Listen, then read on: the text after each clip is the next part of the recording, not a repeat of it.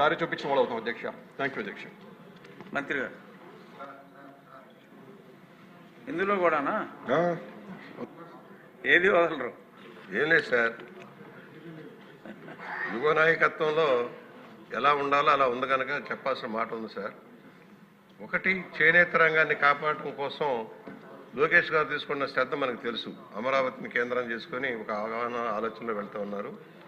అలాగే స్కూల్ పిల్లలకు సంబంధించి గత 5 ఏళ్లలో బూట్లు ఇస్తే ఇంటికి వెళ్ళేటప్పుడు ఊడిపోయాయి సార్, బెల్ట్లు అక్కడే ఊడిపోతూ ఉండేవి, బట్టలు మాత్రం చీకిపోయినట్టుగా ఉండేవి.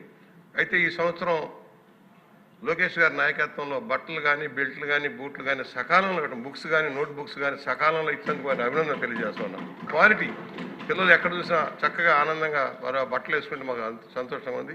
ఈ సందర్భంగా ఏదైతే భాను ప్రకాష్ గారు చెప్పినట్టుగా చేనేతను కాపాడాలంటే కొన్ని వృత్తుల్ని ప్రొటెక్ట్ చేయాలి, కొన్ని రకాల వస్తువు ఉత్పత్తిని ప్రొటెక్ట్ చేయాల్సిన అవసరం ఉంది.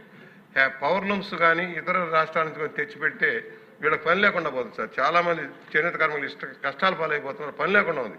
వాళ్ళకి ఎంఎన్ఆర్ చేస్తే కొంత డబ్బు వచ్చేది, అది కూడా లేదు, వాళ్ళకు కూడా లేదు. రోజంతా భార్యాభర్త కష్టపడితే 200 రూపాయలు రావట్లేదు సార్. పని లేదు, ఒక పక్కన పని లేదు, ఇంకో పని చేయలేరు. చేనేత కార్మిక కుటుంబాలు ఇంకో పని చేయలేని పరిస్థితి వారికి తెలుసు.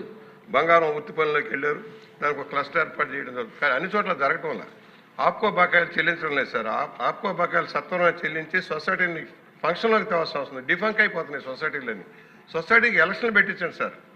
సొసైటీలకు ఎలక్షన్ నుంచి డైవర్ట్ అయిపోతున్నాం. డైవర్ట్ కాదు సార్, ఎందుకంటే ఈ రూపేణ వృత్తి లభించదు కనుక ఎడ్యుకేషన్ డిపార్ట్మెంట్ కానీ, సోషల్ వెల్ఫేర్ డిపార్ట్మెంట్ తీసుకునే బట్టలు కానీ అవన్నీ